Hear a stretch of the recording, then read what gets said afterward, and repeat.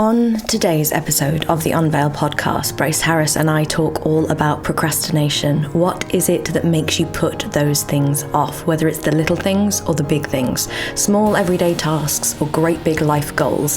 What is underneath it when we decide to delay? And we use this as a jumping off point to talk about habit formation. What makes us do those things that we don't really like ourselves for doing? What causes it? What creates it?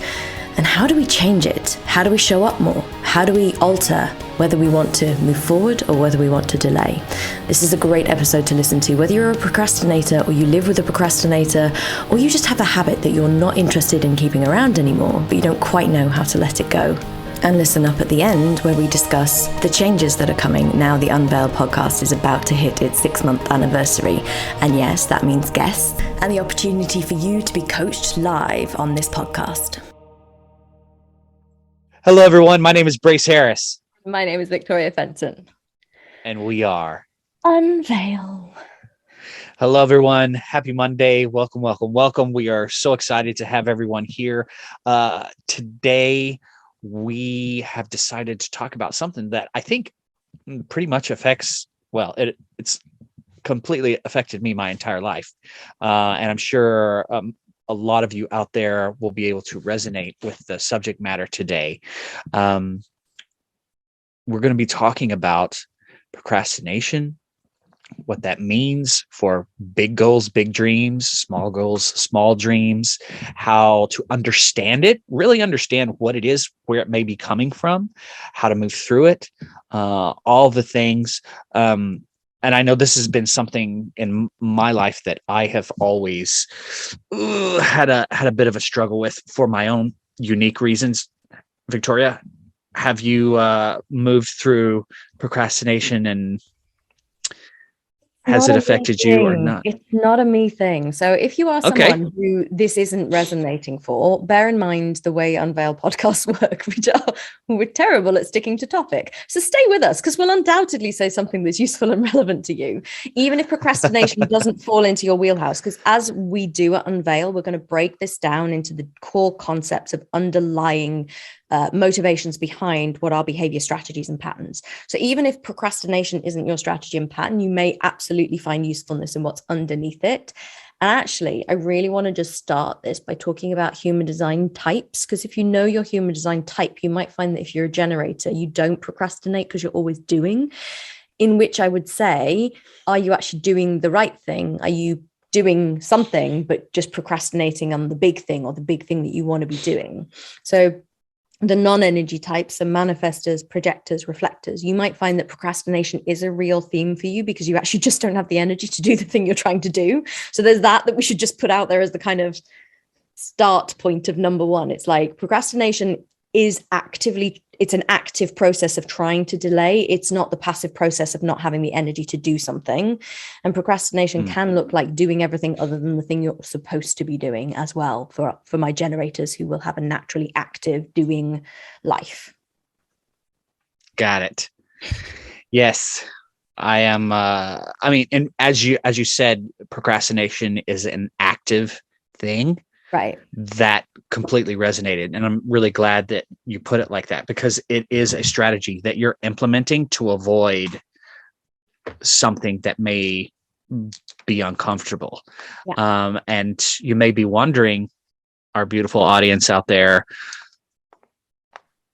doing this thing would only improve my life. Doing this thing will get stuff done. Doing this thing can only cause or influence positive things in my life, and yet I continue to actively choose to do something else. And that is a very interesting dynamic that we get to move into.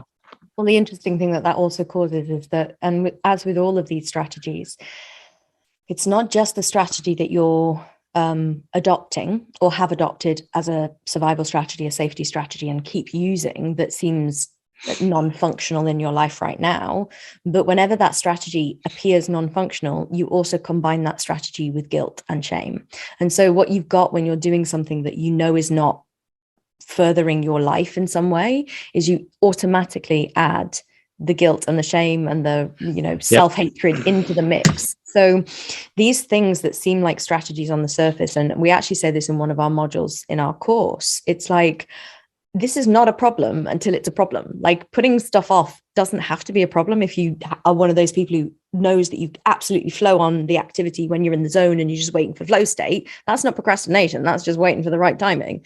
But there is that sense of whenever a habit or a pattern or a behavior, and this is really key. And again, anyone who didn't switch off when they didn't resonate with procrastination and is here now, this is what I mean about the Unveil podcast, because this is huge in terms of generally anything that is a strategy that has guilt associated with it. So anything that you do that you don't like yourself for doing, you can tell for a fact that will be a habit or an adaptation strategy that you've adopted, that is something that you can do something about. It's not innate. It's not something that you have to resent about yourself. And again, workshop, this is literally the entire first day of our workshop, but it's not something that you need to hate yourself for. It's something that you get to look at to understand, okay, I've got this behavior. I resent myself for doing this behavior. It doesn't feel right. I feel icky. Well, don't focus on all the feeling icky. Just go, okay, that's time to explore the behavior. And so today we're focusing on the behavior of procrastination. But that's why all of the underlying reasons for procrastination could be whatever your behavior adaptation on the surface is. They're all juicy layers underneath what we do on the surface. Yeah, beautiful. I'm so glad that. I'm sorry, I was just going to finish that. And by the way, when we're doing on Zoom, there is a slight delay. So we are cutting across each other a little bit. And I apologize to our listeners for that. But we're still transatlantic because of the chaos with visas. So yay, happy days. But when you're talking about, I can't even remember what I was going to say now, but the guilt compounds everything. So the guilt is one of the reasons why people don't want to look at the procrastination, because they feel guilty about it. So just wanted to add that into the avoidance of the looking at the avoiding behavior. As we've said so many times, human beings can screw themselves up in so many ways. Well, I think that's such a wonderful first, or an essential first step, is the thing that you may feel is a problem and that you kind of have an angst toward. I wish, and I'm, again, I can speak for myself. Like, I wish I wasn't like this. I hate this aspect of myself. What you get to do now, especially here with us, as you're reflecting on everything, is you get to have a little bit more compassion for yourself. And we are going to kind of call that forward within you. It's like, step out of the way that you're thinking about yourself, have a little bit more compassion for this, so that you may explore it with open eyes and not all these judgments coming into it. I think that is so essential when we're looking at how to improve our lives. This thing that you think is destroying your life is actually trying to protect you. So it's a great act of love for yourself from some part that you haven't explored, so you don't understand it yet. So give yourself a break, take a deep breath, and let's explore this strategy that doesn't necessarily serve us any longer. It served us at some point in our life. Otherwise, it wouldn't be part of your behavior patterns now. Take that step back, give yourself some compassion. And now we get to go in and you get to go with us on this journey and really start to look at what may be some of the underlying influences for this pattern. And you get to move through that, and you get to transform and understand that this is not an end all be all. It's a stepping stone toward a greater version of yourself. And now I will stop being all ooey gooey, love yourself. And I'll let, pass the baton back to Victoria, because she has a very keen understanding of this. So I encourage everyone to really pay attention to how she frames everything, and it'll really help us understand. And I love that you always make space for everyone to just take this journey without feeling fear or, self-judgment. There's no need for that. And I actually have just come up with the way I procrastinate as well. I do procrastinate, not in certain areas, but I have big areas of wounding about digestion. Anyone who's listened or knows stuff about me will know that I have had digestive issues and have spent a long time trying to resolve them. They still come up. And it's interesting because I do procrastinate eating. Like, it's the one thing I will absolutely put off until the last possible moment. And that is a real key insight into procrastination. Sometimes you're procrastinating it because the thing you're procrastinating is a zone of real fear for you. Everything else we talk about in this podcast is not that. It's easy shit that you should be able to do. But sometimes that procrastination is actually the precursor to the real fear trigger moment. And that is something where it's not so much about working on the procrastination. It's about seeing the procrastination as a symptom of that fear trigger and knowing that you probably need some expert support to deal with and address that trauma trigger that you're procrastinating in advance of meeting. And so that's just a caveat to put it out there. We don't ever want somebody to say, oh, the procrastination is the thing. We'll deal with the procrastination and suddenly you hit into your biggest trauma triggers. That's not the goal. And, I'm working with a coach to deal with my own trauma triggers. And that I used the procrastination as the signal that I need to go and do that rather than work on the procrastination itself. So just pop that one out there as a caveat first for people. Does that make sense, Brace? Have I made that make sense? No, absolutely. I think so. And I would like to even take it, I don't know, a step further is the right expression, but for those of you who are moving through anything in your life and you're like, I will work on that later. I'll work on that someday. Like someday I will deal with that thing about myself that I know is there, but it's like, I've got all these other things to do. And we use all those other things as very good, very slick, clever justifications of how secondary that thing is. Not that that's what everyone does, but this is something that I did.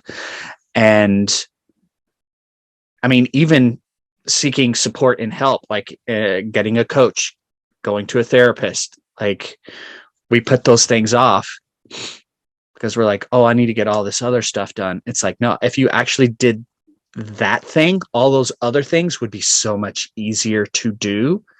So I also call forward everyone to really get honest with yourself. And, we've talked about this several times on podcasts, just getting honest with yourself in this and really being open to challenging the ideas that are the default and saying, hey, I may not have been doing this right. Is that landing? Yeah. And also, just whenever we say not right, it has been absolutely right for you to be doing what you've been doing up until this very point in your life. We totally accept that. And maybe it's now time to not be doing it that way anymore. It's very difficult to explain things when we're asked, because we absolutely accept every single thing that you've done to this very moment. All we offer is invitations and opportunities to maybe think about things that might need to shift in your life, not from a place of correction, but from a place of evolution. Yes. Thank you for clarifying. I appreciate that. Okay. So now that was a lot of preamble. Right. Well, but I mean, it's beautiful. I think I like preamble, I think it was necessary to get everyone's mindset in the right space for healing. And perhaps something is really going to shift and click during this podcast for you. So here we go. Yay. Right. And we want to talk about procrastination in two different ways today, because whilst the kind of onset may be similar, it's very useful to break this up a little bit. So there's procrastination when you're looking at big goals. So big dreams, taking on big steps, making big changes. That's one type of procrastination, and putting those things off might come from a slightly different route. And we talk about those second, but the procrastination of the little tasks is another interesting thing. So the procrastination of day-to-day stuff, the procrastination of household chores, the putting off of, doing that admin thing that you really need to do. I kind of want to roll that up into putting off important conversations as well, which is kind of the middle point. So boring householdy, like the life stuff, life admin, step 1, difficult conversations and procrastinating and putting those off, step 2, and big goals, procrastination, step 3. And I've just added a step that wasn't in our plan. So I'm just keeping Brace on his toes today. No, that's good. It's good. So is that where you want to start with I guess the smaller, and then we'll move into the bigger? Yeah, totally. So procrastination. Beautiful. Let's give me a few examples of tasks that people might put off, Brace. Give me the life map. Okay, so I don't know. I'll just start throwing stuff out there.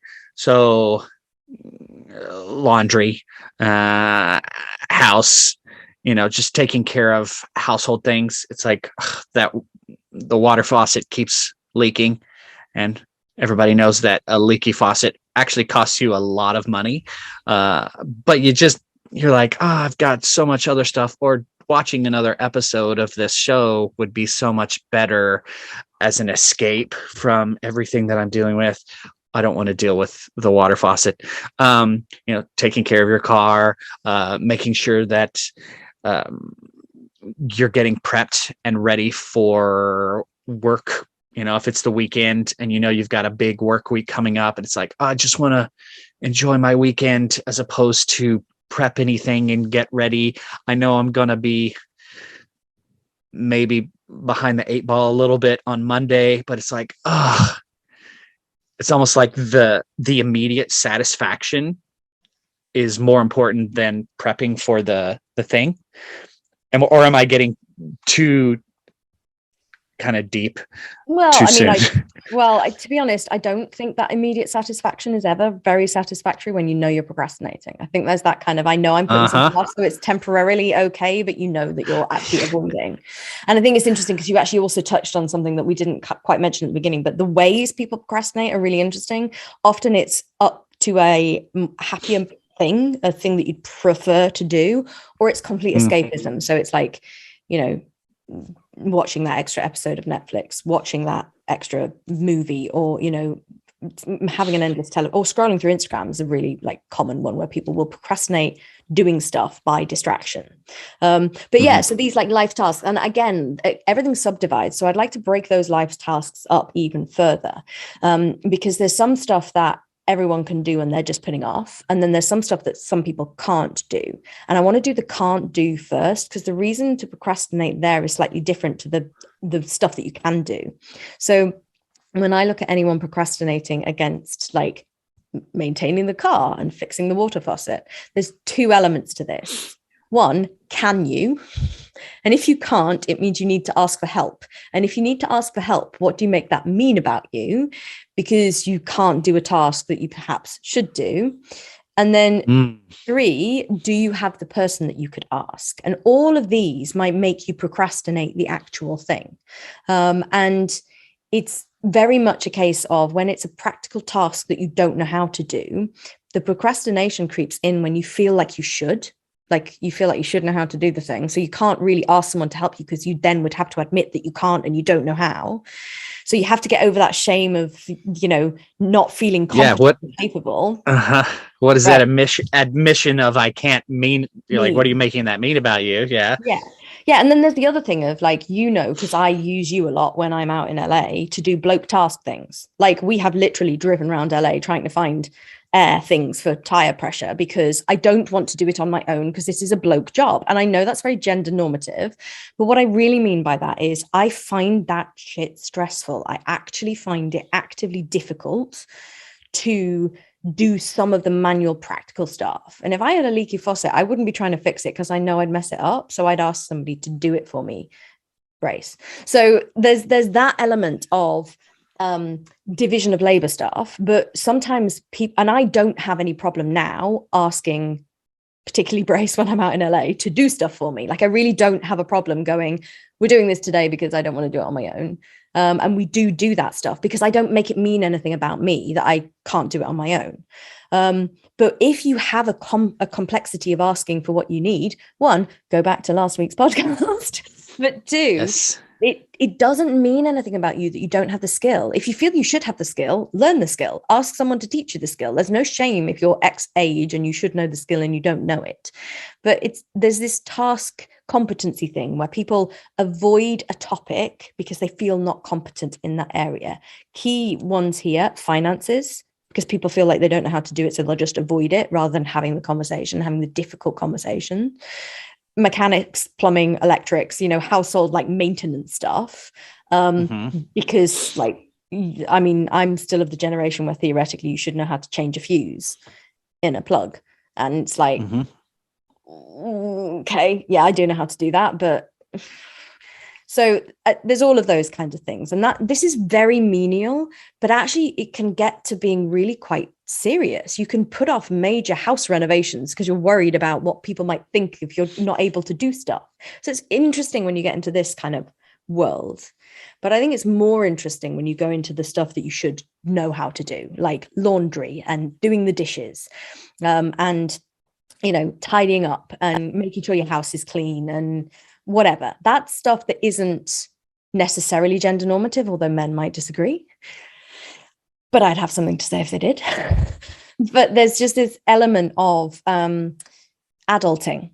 And what I really love to think about whenever I have a client who's procrastinating in this area is responsibility. And what does adulting and doing those I'm taking care of things really mean? And oftentimes I find that procrastination in these areas comes up because people feel they have to be so responsible in so many other areas of their life. Or they had to be responsible, particularly for doing some caretaking things from a very young age, too young. So they were almost expected to be an adult too soon, or expected to take care in a way that they weren't necessarily supposed to at that whatever age. And so almost their quiet rebellion comes out in their adulthood of just not doing the laundry, not doing the dishes, not feeling like the energy's there to keep clean house, keep a tidy house, because that's technically super adulting, responsible, caretaking behavior of a very practical nature. And sometimes, particularly when you live with other people, it just becomes the I wish other people would do it vibe that you never really say, but you just leave the dishes and eventually other people do it. And suddenly you feel like you're being taken care of, but you haven't asked to be taken care of. You just got it round the back door. Because oftentimes people there really don't want to say, I take care of everyone else. Please, can you take care of me?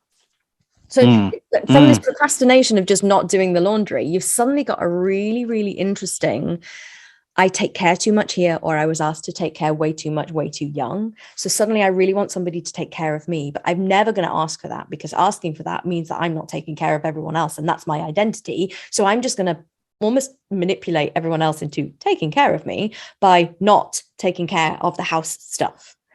Does all of that make sense, Brace? I realize I've talked for a long time there. Absolutely. Absolutely. Another thing that came to me while you were speaking is like, that's also a way to exert some sort of control. Yeah. It's like, I get to choose to do the opposite of what everyone else says I should do. I'm in control of that. So I'm just going to choose not to do it, even if it's to my detriment. Like depending on what it is, because that's something you actually have control over. Maybe if you feel like you're out of control in your life or were out of control when you were younger, this is in a way to exert control, even if it, hesitate to use the word, but hurts you. Yeah. And I think it's a really interesting point you make, because oftentimes these people who do this kind of stuff, we'd probably type them. I mean, I don't love all these personality typing stuff, but you probably would type them as enduring pattern, because they elsewhere outside have no ability to say no. They have to keep taking on, particularly the caring role for other people. And they feel like they can't say no there. So where can they say no? In their own home, where nobody can see, and they can just let things be a little bit not taken care of. And it's interesting because that subtle no will hurt them over time. You know, if they're living with a partner, the partner will get frustrated. Why can't you put the dishes in the dishwasher? Or why, we always use that example, but you know what I mean? Why can't you, right, you know, pick your mug up from the coffee table and bring it into the kitchen? Why do you have to leave everything everywhere? That frustration will creep in, which will obviously hurt you over time. But that payoff of saying no somewhere, somehow, really is supportive to the nervous system of the person who's doing that level of procrastination. Yes. So we probably should talk about how to resolve this, which I didn't actually think of before we started recording. But clearly, as with my procrastination, the resolving isn't focusing just on the procrastination. It's focusing on my big trauma trigger underneath it. Same here. It's if this is your way of saying no, it's because you're not saying no in other areas of your life. If this is your way of your quiet rebellion about not having to take care of something because you just want to be taken care of, work out why you want to be taken care of, who you want to take care of you, and how to ask them to take care of you, because damn sure it's not just by cleaning up after you. It's actually different. You need something different. The need isn't please do my dishes. It's please take care of me. You want to be nurtured and loved. And so you get to ask for that. And ultimately, the only way to deal with procrastination is to deal with the thing that you're avoiding, not the procrastination itself. So it's about understanding how underneath the procrastination there is such complexity, and work out what is really happening for you within that subtle rebellion, or that, that saying no, and recognizing that you don't really want to be saying no to doing the dishes. Where do you want to be saying no? Where can you set a boundary? Where can you shut the door on something that you're allowing to take your energy? Okay. So for someone who's okay, I'm a procrastinator. Okay, now oh my gosh, I totally do that. I need to figure out where this may be stemming from, why I'm doing this. And yet they may be feeling pushback from inside to even dip into that world. What would be your advice for someone who's okay, I see it. I know it's happening. I know I need to look deeper, but that's really scary to do. I think my work as a coach has evolved a lot just in the last few months, as well as in the last year or so. But what I really feel whenever anyone says to me, what should I do, is watch, observe. So my strongest recommendation would be to start by changing your relationship to the procrastination itself. Mm-hmm. If you're there avoiding the thing and judging yourself for avoiding the thing, you're never going to look at the thing that's underneath the avoidance, because you're locked to step out in judgment of procrastination. So what I'd recommend as the start point is be in the procrastination fully, because procrastination is active avoidance. That's where we started. To actively be avoiding, you are literally trying to escape all the time. So the first recommendation is be there, actually be in that moment where you're facing yourself trying to avoid something. And as we always say on this podcast, find it interesting and find it humorous. We as human beings are hilarious in our complexity and the ways we screw ourselves over. So if you can approach this from that lightness of, that's interesting, oh my God, I'm really doing it again, suddenly you delete the tension from the scenario. And we start to move into that awareness state. And then what you can actually do is be in the procrastination and feel what your body's feeling. Because if you can do that, you will get insight. It's not that we can sit here and list out all the 1,000,001 reasons why you might be procrastinating. We can just open the doorway so that you can sit in that feeling and feel the feelings. And every single strategy that we adopt isn't a mental strategy. It might look mental, it might look decided upon by something that's cognitive, but it's always somatic, as in the entire being that does the thing. So when you're sitting in that procrastination, or you're watching yourself and you're sitting on the sofa watching that Netflix and thinking, oh my God, I'm doing it again, that kitchen, I haven't cleaned up, what am I doing here, this is so funny. What does it feel like? What is in your body? Why are you not in the kitchen? Where is the thing coming from? Be with the sensations and watch where they take you. And just simply the notion of shining a light on this changes things. And everyone thinks they need the 12-step to-do list plan of action. Right. Just being aware starts the magic. It literally is the kindling that begins the fire of change. So if you get that, so this podcast is the spark, your own awareness is the kindling. Let the fire burn. I mean, that's a really poetic way of saying it, for which I apologize. And yet, why? Well, don't apologize for that. That was great. Yeah, well, I thought it was great too. It makes sense. Yeah, and it isn't change now, change everything, change, you must change. It's become aware of the reasons why you're not changing, because that's how to change. You just need awareness. That's the start point of everything. And actually, it's more than the start point. It's the healing medicine. And it's awareness without judgment that can truly support transformation. Absolutely. Absolutely. Have that compassion for yourself, guys, and enjoy the process. If you're going through it and you've quote unquote got to go through it in order to come out on the other side, you might as well have a party with it. Like, I love that you said, find the humor, find the joy of, wow, I'm a really interesting individual. Well, and to be clear, yeah, celebrate that a little bit. It's like, instead of hating on it, celebrate it a little bit. And then the energy that you're attaching to that and the story you're attaching to that is going to start to shift. And it makes the journey much more pleasurable. Yeah, and to be really clear, sometimes there's deep trauma underneath procrastination. Correct. Like with my situation.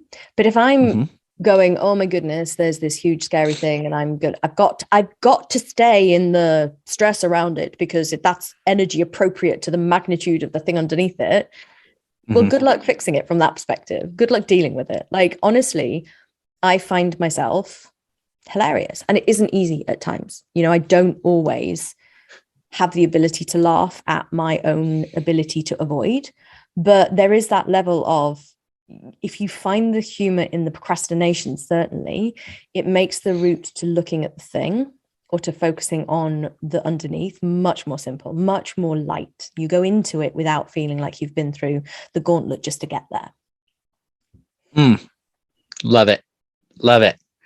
Okay, so those are some of the small things, and I use small lightly because it manifests everywhere. So what about big life choices, shifts, changes, procrastinating the big things? And it's funny because, sure, the same reasons can apply. You could just be avoiding adulting. You could be all of that. But there's something else that comes in when it's big goals, when it's big aspirations, when it's something you really want. And the first step that I always wonder is, if you really are, quote unquote, procrastinating over a big thing that you've set yourself, how do you know you really want to do the thing? Like, is it something that you really actually want to do? Or is it something that you want to do because you think you should, or because someone told you you should, or because society says that you should, or because you've got the capacity, therefore you should, or, like, how do you really know that it's what you want to do? And that's, honestly, it sounds like a dumb question, because people are like, of course it's what I want to do. It came from me. I dreamt it up. And it's like, yeah, you and all of your conditioning. So maybe take a step back and feel into it. And I always will come back to this, like a broken record on this podcast: feel into it, not think into it, feel into it. Like, is it aligned? When you feel into the thing that you're setting yourself the goal for, does it light you up inside? Does it make you go, oh my God, that's so exciting? Does it make you want to get out of bed in the morning? Because if it does, and you're procrastinating, that's what the topic will come on to. But if it doesn't, and you're procrastinating, maybe it's because the goal isn't the right thing in the first place. So you're just actually trying to avoid putting effort into, something that will turn into the 8th circle of hell for you. That was very melodramatic. And who wants to? Just kind of went like literally into Dante's Inferno for no particular reason. But anyway. Yes. Well, and who wants to? Well, let me ask all of you out there: who wants to waste energy on something that they actually have no desire to do? I think at the end of the day, nobody. Yeah. And again, if your answer is, well, yeah, I'm going to do it for external reasons, then that's a whole other can of worms that would open up to discussion. Like doing things because you feel like you must, or you have to, for mom or dad or whomever else, then those are the wrong reasons to do things. Well, and quite often we're doing things to gain the acceptance or the recognition that we really want from our parents. And sometimes it doesn't look like that, but ultimately quite a lot of stuff is just wanting our parents' love and attention. I do just want to put a couple of, again, human design related caveats, and I will keep dropping this stuff in. Again, if you don't know anything about human design, just, ignore these little bits. But anyone with a third line prominently in human design, you are supposed to get into things to make mistakes. So you will feel like you're getting into things to waste time, but it's not wasting time. It's learning by mistakes. And the other one to mention is manifesting generators. I do a really good job of throwing manifesting generators under the bus because they're just generators. However, they have the capacity to keep starting things and keep using their manifesting energy to keep starting things. And then their generator self doesn't want to follow through. And what I want to say to people is that's totally correct for you. You are designed to keep wanting to ask the question. So when I say, does it make you want to get out of bed in the morning? For people who are manifesting generators, just because it did once doesn't mean it still does. So always reevaluate, always consistently come back to the table with, does this still make me want to get out of bed in the morning? Same with generators. I always think that everything that a generator does has to be reevaluated afresh every morning. Work, relationships, friendships. It's quite scary for married people for me to say, reevaluate that relationship every single morning. But I mean it. I really do mean it. Is it still safe? Is it still where you want to be? Is it still light you up inside? So. And people question. A lot of people are still single. I feel like there was so many people that went, oh, I don't want to think about that. It's like, oh, then why? Let's look into that. Right. Why didn't you even want to consider that? Yeah. Right. Oh, interesting. Yes. So firstly, is the goal aligned? Is it what you want to do? Are you really motivated towards it? Or are you forcing it? Is it something that you said you were going to do? And because there's this thing called external accountability, you feel like you have to follow through because you told someone that you did. And what does it mean if you don't? Nothing means anything. Go back to episode whatever it was where we talked about meaning. Nothing means anything. If you want to change your mind, you get to change your mind. How many systems have I implemented in our business brace and then trashed the very next day? I don't have enough fingers and toes to go through that. Accurate. And it is I get to make mistakes. I get to try things out. I get to experiment. Because failing doesn't mean failing to me. And if you can shift your perspective, see what shifts in terms of your procrastination. If you can see it as not having dire consequences if you mess things up, it may indeed just liberate you to throw yourself into things a bit more.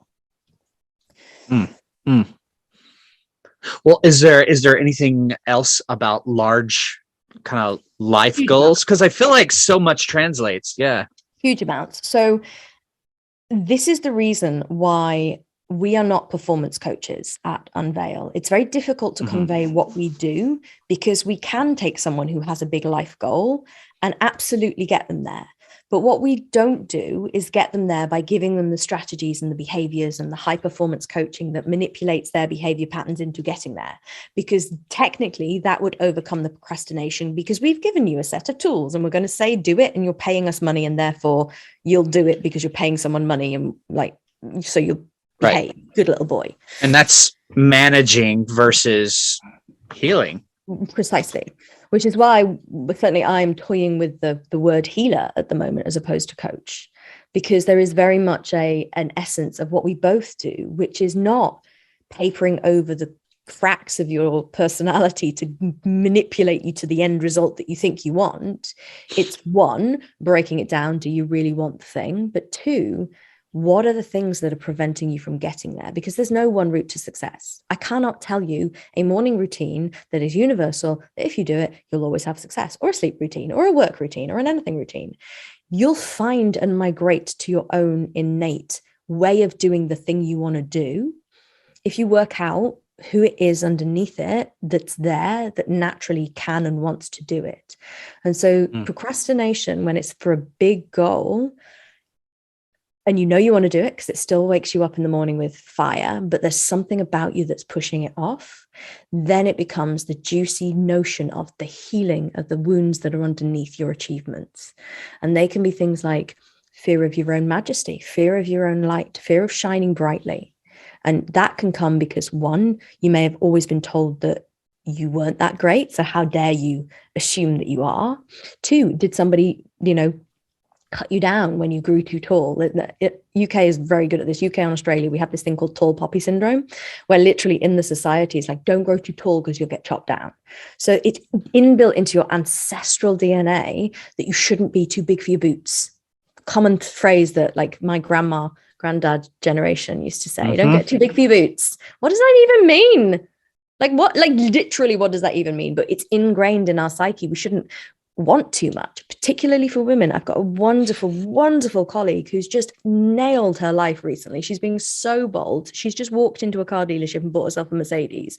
She's literally killing it on all levels, and was like, should I share it on social media? Because is it a bit braggy?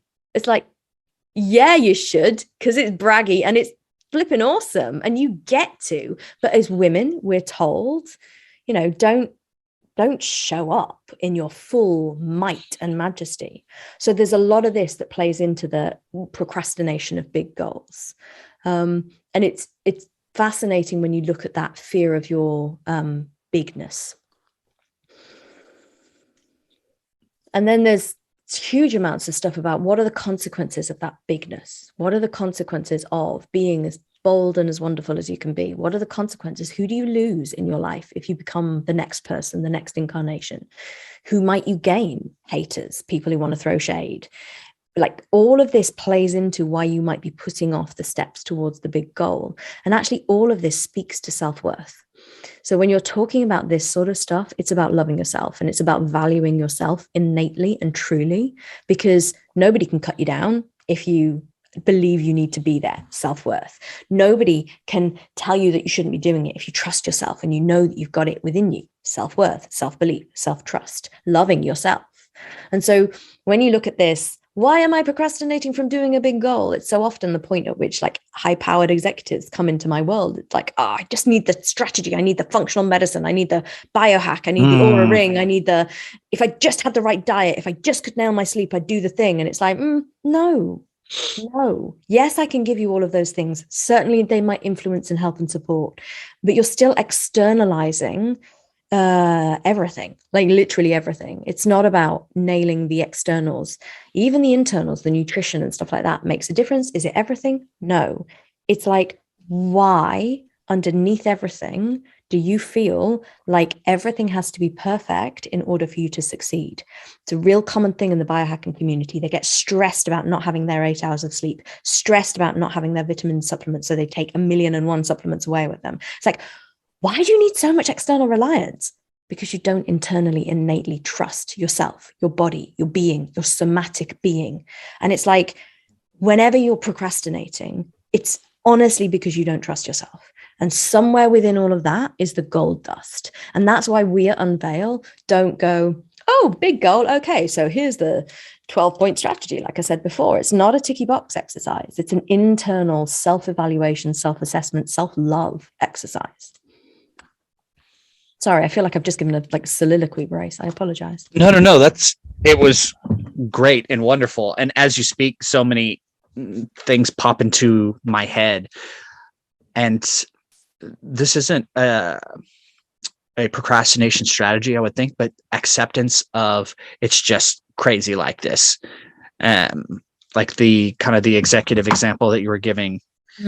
It's like, okay, I'm an executive, therefore that means no sleep. I'm an executive, therefore or I'm a mom, that means everything that I want is out the door for the next 18 years, and just acceptance of this is just the way that it is,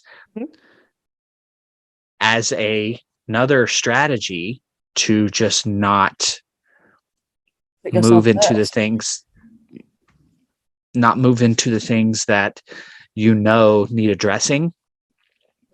It's just easier to distract in the procrastinating, or to actively choose the other thing, or to just roll over and just take it. Enduring pattern, we talked about that earlier. It's like, this is what I do. I hold it all. And that's just the way that it is. And it's not ideal, no, but it's what I have to do in order to maintain the status quo. Just another thought that came in. Absolutely. And I think the interesting thing that you mentioned earlier as well is like, the biggest thing we procrastinate is ourselves. Our self-healing, our self-work, our self-love. It's like, when are you going to make time to love yourself, if not right this second? Because it's not when your kids are older. It's not when you've got enough money in the bank you can think about it. Like, it's not any of these decisions. It's now, right someday. now. Yeah. And I mean, that one I have never been guilty of, but the reasons that I'm not guilty of procrastinating that stuff is because I had life handed to me on a plate, which went, you have to look at this or you're going to die. So I'm very privileged in that way, that I had to look at this stuff. But if I had have had a get out of that clause, I probably would have used it and leveraged it, because we don't like going to places where we think it's going to be uncomfortable. It's why everything we do in our courses, in our coaching, we want our clients to feel safe, because this isn't uncomfortable. It shouldn't be uncomfortable. It shouldn't feel like you're having to rake up wounds that hurt. And even if you do, it's having a safe place to land to heal. But we avoid it because we think it's going to be difficult.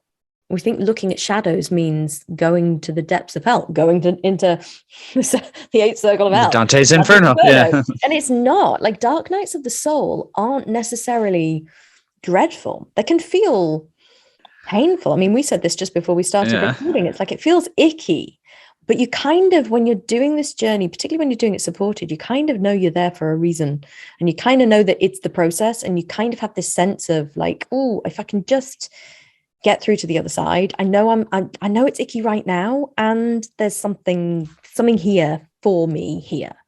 You kind of have to go through the muck to get to the other side, because the muck has a lot of answers.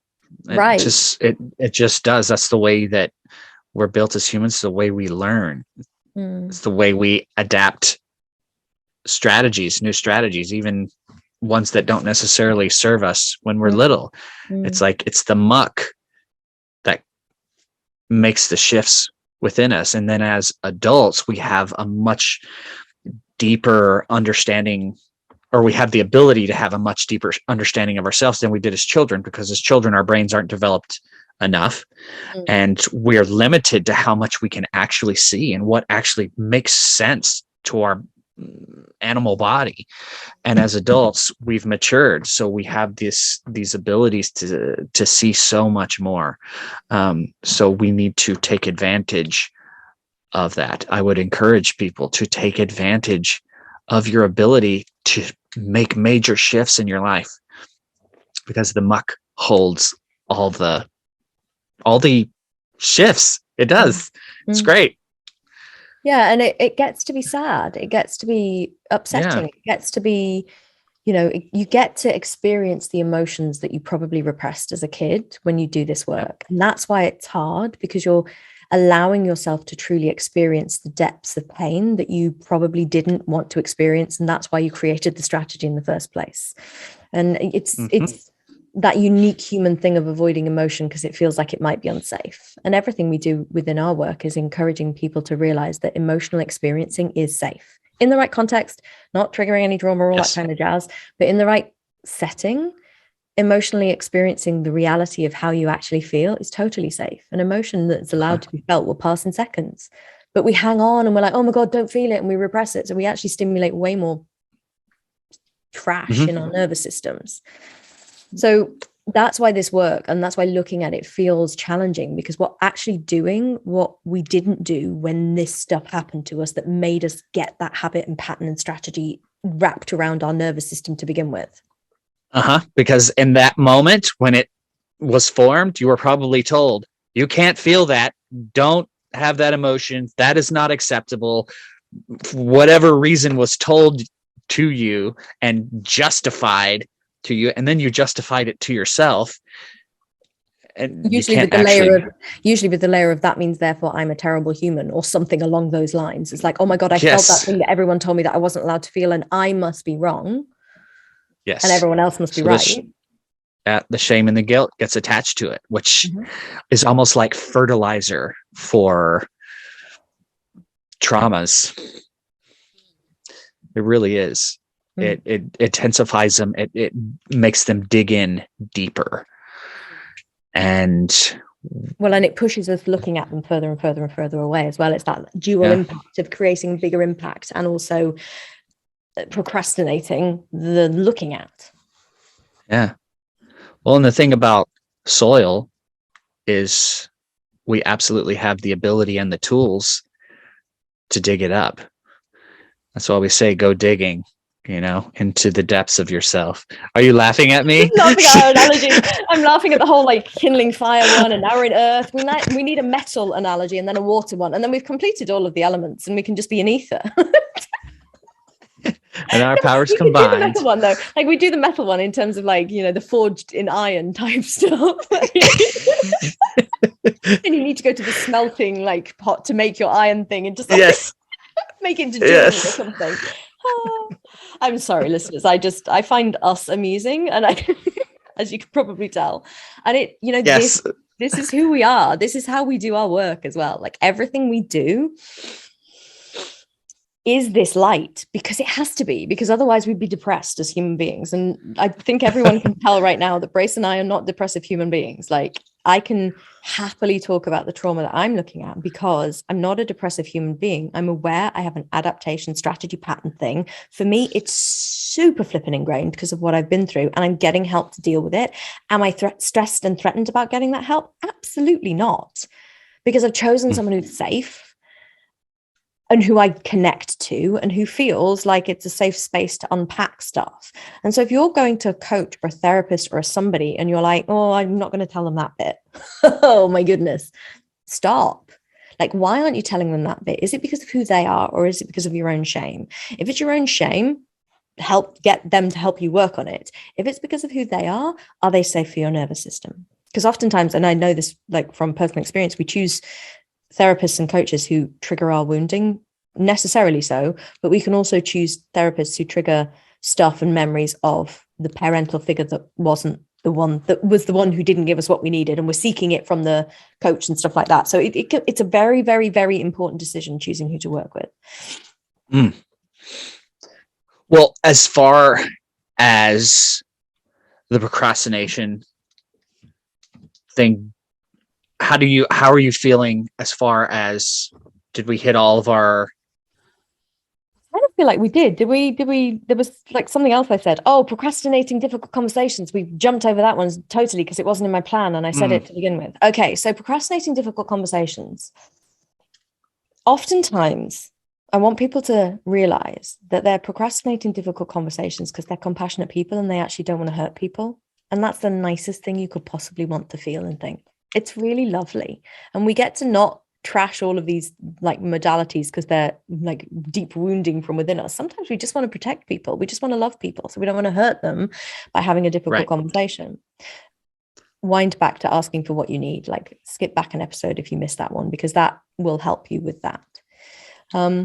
But I think that when it comes to those difficult conversations and that you're procrastinating, when it isn't just because you don't want to hurt someone, it just, all of the stuff we spoke about with big goals speaks to that. It's do you believe you're worthy of having the thing that you need to ask for? Do you trust yourself that you're aligned in this conversation? And do you feel able to show up as yourself within this relationship and state the thing that is the impact? And we've done podcasts on nonviolent communication, and we've done last week about asking for what you need. Sometimes we just procrastinate these things because we feel ill-equipped. So we have done a good job of providing you with equipment in prior podcasts if you'd like to go and dig those out. Does that make sense, Brace? Do I need to say more? Is there anything else? No. Well, I tell you what, for me, and this is for our audience, it's sometimes easy for Victoria and myself to get into a topic and really start talking about it. And it's like, okay, we've covered all the bases because we are in the work. So our minds are actually filling in the holes that some people may, like some people in our audience may be like, I don't know if that quite landed. If that is you, message us, let us know. Like, hey, you said this in your podcast, I wasn't quite clear. We're totally open to a dialogue. Like, whatever you need, we're here to support our audience in every single possible way that we can. So if there's something that isn't landing that we aren't seeing, it will actually probably be something that someone else didn't get either. So staying quiet actually doesn't serve the whole. Like, ask the question. We would be more than thrilled to get into everything deeper and to discuss. So where would people send those types of questions? You can DM us on Instagram, either of us individually or the Unveil account, or you can send us an email, podcast@unveilenterprises.com. And indeed, we are about the point. I haven't actually told you this, but I'm feeling like this is episode 22.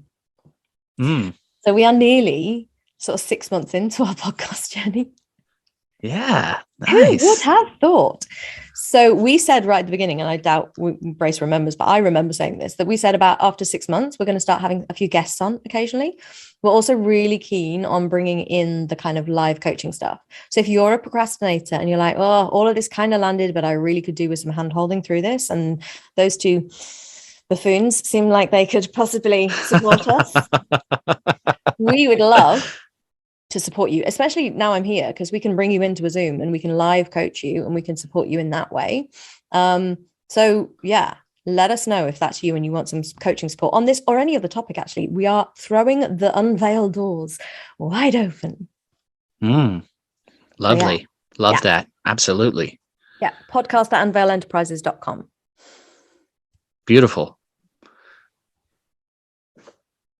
We're feeling good, feeling great, feeling good. Well, everyone, we hope that this has given you some insight, some things to at least think about if procrastination or anything that you can associate this type of way of thinking with anything in your life. Doesn't have to be just procrastination. So much of what we do translates over into other aspects of life and ways of being and thinking and so on. So if we hope this resonated with you.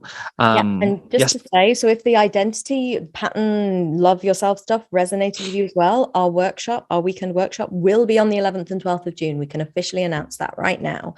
It will happen that weekend.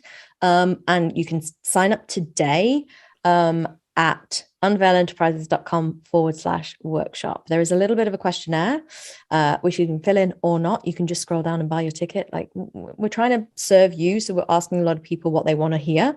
That is an exploration. If you're interested in the course I keep alluding to and saying, oh, that's in that module, sign up to our newsletter. We will be launching that at the beginning of June. Don't have an exact date yet. And it will be an evergreen self-study course. So you can do that at any point. But sign up to our newsletter and we will keep you posted via the newsletter as to when and where and how all of that's happening. Beautiful. Very nice. All right, everyone. For now, my name is Brace Harris. And my name is Victoria Fenton. And we are Unveil. Stay informed with all things Unveil. Sign up for the newsletter at unveilenterprises.com/sign up.